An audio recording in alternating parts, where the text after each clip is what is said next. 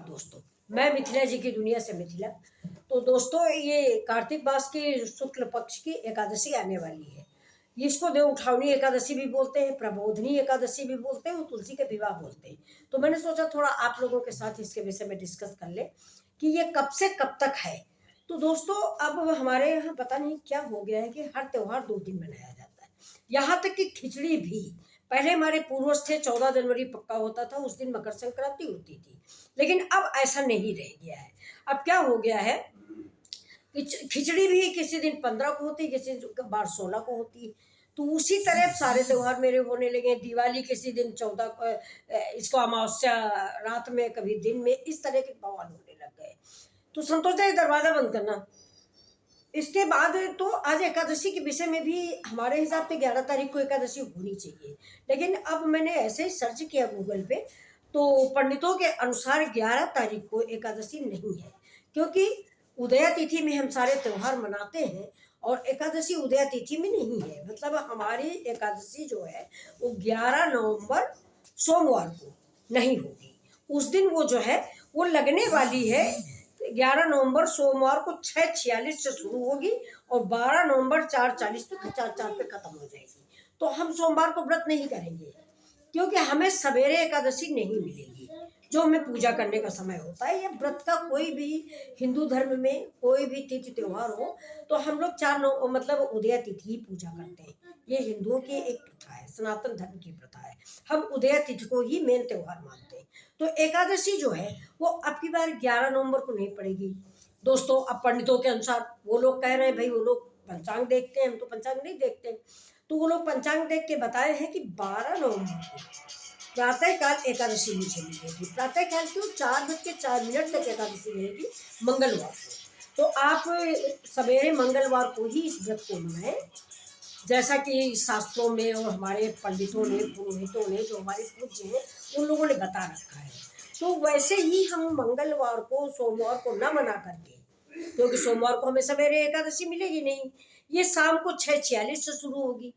मतलब 6:46 से शुरू होगी और 12 नवंबर 4:40 पे खत्म हो जाएगी। तो हमें 12 नवंबर को पूरी एकादशी मिल रही है सुबह से शाम तक। इसी बीच हम पूजा उजा कर लेते हैं। अच्छा, 13 नवंबर को मंगल को इसका पारण होता है। पारण जो है वो 6:42 से 8:51 तक का है। 6:42 यानी प्रातःकाल 6:42 से शुरू होकर 8:51 तक रहेगा। अच्छा, एकादशी के व्रत में दोस्तों सबसे ज्यादा व्रत का समापन पुण्य देता है। मैं अपने अनुसार बता रही हूँ, किसी पंडित के अनुसार नहीं बता रही हूँ। तो एकादशी के दिन एक बात याद रखें, आप फास्ट करें या ना करें, चावल का त्याग करें। एकादशी के दिन चावल नहीं खाना चाहिए। हमारी दादी नानी लोग कहती थी चावल खाने से उतने ही कीड़े होते हैं, वो चावल पेट में जाता है, कीड़े होते हैं।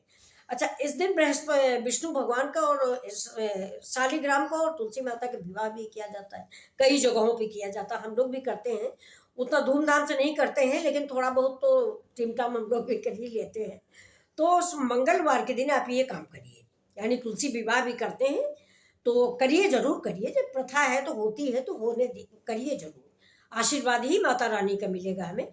तो मंगलवार को आप सुबह प्रातःकाल उठिए, नहाइए धोइए, स्वच्छ वस्त्र पहनिए, मन का मंदिर जो है उसे साफ रखिए, उसमें विष्णु जी को विराजमान करिए, शालिग्राम को विराजमान करिए, तुलसी माता को विराजमान करिए। और इसके बाद आप जहाँ तुलसी का पेड़ लगाए हैं वहाँ पर साफ सफाई करें। जैसे गमले में लगा है तब तो कोई बात नहीं, लेकिन जैसे मेरे यहाँ ये लान में लगा हुआ तो आसपास बहुत सारे पेड़ पौधे घास फूस, उसकी साफ सफाई करें।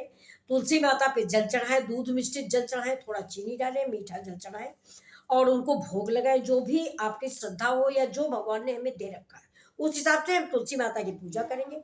इसके बाद अगर आपके पास शालिग्राम जी हैं तो शालिग्राम जी को भी तुलसी जी के बगल में बिठा लें और लाल कलावा से शालिग्राम जी का जो सिंहासन है, आप जो छोटा सिंहासन खरीदे होंगे या जाए पे रखे हो, हम कहते हैं किसी प्लेट में रख लीजिए, किसी स्टील की कटोरी में रख लीजिए। शालिग्राम इतनी बड़ी सी मूर्ति होती है, अगर आपके पास है तो उस मूर्ति को रखिए और उससे तुलसी जी को बांधिए।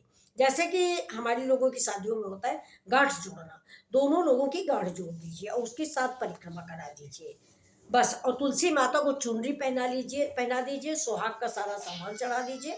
है, बिल्कुल सिंपल तुलसी विवाह हो गया, जैसा कि गृहस्थ जीवन में होता है। हम लोग गृहस्थ जीवन में जैसा करते हैं तो ऐसे ही आपको पूजा कर लेनी है। इसके बाद इसका व्रत का नियम ये होता है कि भाई हम लोग के यहाँ शाम के टाइम करीब वही 3 बजे, अब की बात 4 बजे खत्म हो जाएगी, तो आप 3 बजे ये सारी काम करिए। तो क्या करें, आप एक गन्ना मंगा लें, 1 या 2 गन्ने मंगा लें। आजकल तो गन्ने भी बड़े महंगे हो गए हैं, लेकिन 2 गन्ने मंगाइए। कच्चे सिंघाड़ा मंगा लीजिए, नया गुड़ मंगा लीजिए, नई मूंगफली मंगा लीजिए। इस दिन सारे नए अन्न का सेवन किया जाता है। नई मूंगफली मंगा लीजिए और बैंगन मंगा लीजिए छोटे छोटे, 1 पाव बैंगन मंगा लीजिए।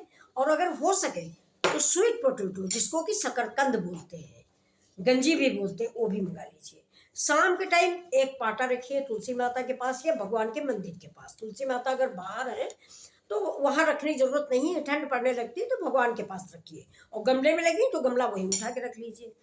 एक पाटे पर आप ओम की आकृति बनाए और ओम की आकृति के पास ही विष्णु पद बनाए, जैसा कि हम पूजा करते हैं वो हम आपको बता रहे हैं।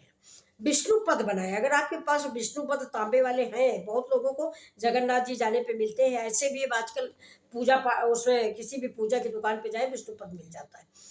तो विष्णु पद 2 होते हैं, दोनों पैरों को रखिए सीधा करके, वैसे रखिए, उसमें दूध से पूजन करिए विष्णु जी का। और सारा फल सामान जितना आप लाई हैं, नया सामान, गुड़, गन्ना, बैंगन, शकरकंद, आंवला जरूर रखिए। मेन आंवला है, इसको आंवला एकादशी भी बोलते हैं। और उनकी पूजा करिए। पूजा करके आप भोग प्रसाद, चाय, नाश्ता, मूंगफली ये सब खाइए। खाना नहीं खाया जाता, ये संपूर्ण दिन का व्रत होता है। इसके बाद जो असली बात मैं बताने के लिए आज आपको वीडियो की, जो मैं करती हूँ, तो मैं सोचती हूँ कि जब मैं करती हूँ तो आप लोगों का भी थोड़ा भला हो जाए, क्योंकि भगवान भला करते हैं। जो मैंने बताने जा रही हूँ, इससे आपका जरूर भला होगा। तो इस वीडियो को आप पूरा देखें और मेरी बात सुन लें, ध्यान से सुने, इसको मजाक में ना लें। ये बिल्कुल परफेक्ट बात है, मेरी आजमाई हुई बात है। मैं आपको ये बताने जा रही हूँ कि कैसे क्या करें। आप द्वादशी के दिन सवेरे उठें। सवेरे इस तरह से उठें कि कौवा ना बोला हो, जैसे गांव की भाषा में कि कौवा ना बोले, मतलब बिल्कुल चुपचाप वही 4:30 बजे अंधेरा ही रहे तो उठ जाए। बिना बोले आप स्नान करें, बोले नहीं। आपको जो कुछ भी बोलना मंगाना है, जैसे आपको कुछ मांगना है पूजा के लिए, तो आप लिख के रख दें। शाम को ही सब कुछ लिख दे कि इतना इतना मुझे चाहिए, या आप खुद ही तैयारी करके रख लें। अच्छा, 5 वही 4:30-5 पे आप नहा लें। नहाने के बाद सभी देवी देवताओं की पूजा करें। और जिस पाटा पे आपने विष्णु पद बनाया था, उस पाटे पे कच्चा दूध चढ़ाएं। कच्चा दूध रात में ही मंगा के फ्रिज में रख लें। अब यहाँ पर गाय भैंस तो है नहीं कि कोई दूध देगा हमको, है तो हम गाँव में तो भाई सवेरे 5 बजे दुहा लेती थी औरतें कि भाई सवेरे उठ के जल्दी दूध दूध देना, मुझे पूजा करनी है। ये दोस्तों बहुत सटीक नुस्खा मैं आपको बताने जा रही हूँ, ऐसा कोई आपको बताएगा नहीं। और आप जो भी मनोकामना पूरी करोगे, मेरा विश्वास है और भगवान के ऊपर विश्वास है कि वो जरूर पूरा होगा। देख लीजिएगा, इस बार करके देखिए, फिर आप बोलोगे कि आंटी जी ने क्या बताया था। तो सबे विष्णु पद को कच्चे दूध से पूजा कीजिए, फूल चढ़ाइए और शंख बजाइए और खूब उनकी सेवा करिए, मतलब पैरों के। इसके बाद दोस्तों उस विष्णु पद पाटा खिसका दीजिए, पाटा धीमे से हटा दीजिए, हटा के दूसरी जगह पे रख दीजिए। अब पाटा अपने, अच्छा इस बार आप पाटा हटा भी सकते हो, क्योंकि मंगल नहीं होगा, बुध होगा। मंगल या इतवार को जल्दी से पूजा स्थल के पाटा वाटा नहीं हटाए जाते, चाहे थोड़ा सोमवार को खिसका दो, जरा से खिसका दो, लेकिन वो जगह नहीं, तुरंत से खाली नहीं करनी चाहिए। सोमवार की रात में थोड़ा खिसका दो तो आप मंगल को हटा दो। अगर कोई ऐसी जगह नहीं है कि आपको डिस्टर्ब हो रहा है, तो मंगल को बिल्कुल ना हटाए, रखा रहने दे, बुध को हटाए। लेकिन इस बार संयोग से ये बुधवार को ही पड़ रहा है द्वादशी। तो दोस्तों उस पाटे को धीमे से खिसका के अलग रख दें। उस पाटे के नीचे फिर आप कच्चा दूध और अक्षत छिड़के, कच्चा दूध और अक्षत, और कुछ भी नहीं। और इसके बाद जहां आपने दूध छिड़का और जहां आपके विष्णु भगवान के पैर थे, उसी के ऊपर आप सर पे पल्ला डाल के भगवान की तरफ मुंह करके खड़े हो जाइए, हाथ जोड़ के। उन्हीं दूध के जो पैरों पे आपने दूध डाला है उसी पे खड़े हो जाइए, खड़े हो जाइए। ये भगवान की पूजा है, इसमें कोई विचार नहीं है। उस पर आप खड़े हो जाइए और बिना बोले मन में अपनी इच्छा ईश्वर से व्यक्त करें। किसी को, परिवार वालों को भी सुनना नहीं चाहिए वो बातें, तो ईश्वर से किसी को नहीं सुनना चाहिए वो बात। तो मन में आप व्यक्त करें कि मेरी ये इच्छा आप जरूर पूरी कर दें, बस इसके बाद आप उससे उतर आए और उतरने के बाद वहीं पे सर झुकाएं और देख लीजिएगा 1 साल के अंदर आपकी ये मनोकामना पूरी हो जाएगी जो आपने मांगी है। लेकिन जो मैंने विधि विधान बताया है बिल्कुल ऐसे ही करिएगा। कोई कठिन विधि विधान मैंने बताया नहीं, मैं कोई पंडित पुरोहित हूँ नहीं, जो मैं घर में करती हूँ अपने वही आपको भी बता रही हूँ। इसके बाद फिर आप उठिए, आप जो आंवला मंगा के रखी हो वो आंवला काट के मतलब चीखने के बाद चाय नाश्ता करिए। आंवला जरूर चीखिए द्वादशी के दिन। और अगर घर में आंवला का पेड़ है तो उसके नीचे खड़े होके या बैठ के चाय पीजिए या खाना खाइए। दूसरे दिन का पारण अगर आप आंवला के पेड़ के नीचे करते हैं तो अत्यधिक शुभ होता है, ये आप ध्यान से रखिएगा। इसके बाद आप एक सीधा निकालिए पंडित के लिए, उसमें चावल जरूर रखें। देखिए एकादशी को चावल वर्जित है लेकिन द्वादशी के दिन चावल शुभ है, तो द्वादशी के दिन आप चावल और उड़द की दाल का दान करें। आटा चाहे ना दें, चावल उड़द की दाल और जो फल फूल आपने चढ़ा रखे वो सब पंडित जी को दे दें, जो मुद्रा आपको श्रद्धा हो वो दे दें। इसके बाद आप जो है आंवले की चटनी बना लें और खिचड़ी का भोजन करें। ये मैं आपको बता रही हूँ, सवेरे उठ के खिचड़ी डालें, चावल और उड़द की दाल की खिचड़ी बनाएं। बैंगन आपने चढ़ाया है उसका भरता बना लें, जो आपने चढ़ाया गन्ना आप चूसें या बच्चे चूसते वो सब शुभ है। और कच्चे सिंगाड़ा की भी सब्जी कढ़ी सब कुछ बनती है, लेकिन सवेरे का भोजन आप खिचड़ी करें। और आंवले के पेड़ के नीचे ही आप आंवला चीखें। अगर आंवले का पेड़ नहीं है तो घर में ही चीख लें, भगवान के मंदिर के सामने बैठ के एक आंवला चीख लें। कहते हैं हजारों गाय देने का पुण्य मिलता है द्वादशी के दिन आंवला चीखने से और चावल खाने से, और उतना ही अशुभ होता है एकादशी के दिन चावल खाना, उतना ही द्वादशी के दिन शुभ होता है। ये दोस्तों मेरी बात आप गांठ बांध लो, आपकी जो इच्छा होगी अगली साल की एकादशी तक पूरी हो जाएगी। तो चलिए दोस्तों मैं अपना वीडियो यहीं पे समाप्त करती हूँ। अगर आपको ये जानकारी अच्छी लगे तो प्लीज़ लाइक शेयर कमेंट कीजिएगा। मिथिला जी की दुनिया। नमस्ते दोस्तों, फिर मिलते हैं आपसे अगले वीडियो।